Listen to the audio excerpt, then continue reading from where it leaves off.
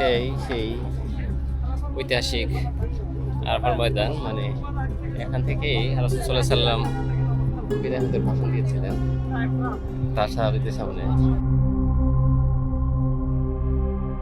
হযরত আদম আলাইহিস সালাম এবং হাওয়া আলাইহিস সালাম যখন আল্লাহর নির্দেশ অমান্য করেছিলেন তখন তাদেরকে পৃথিবীতে পাঠানো হয়েছিল জান্নাত থেকে, এবং তারা দীর্ঘদিন আল্লাহর কাছে কান্নাকাটির পর আল্লাহ তাদের দোয়া কবুল করেন এবং এই আরাফার ময়দানেই তারা একত্রিত হন, যার কারণে এই পাহাড়কে জাবালে রহমত বলা হয়, রহমতের পাহাড়।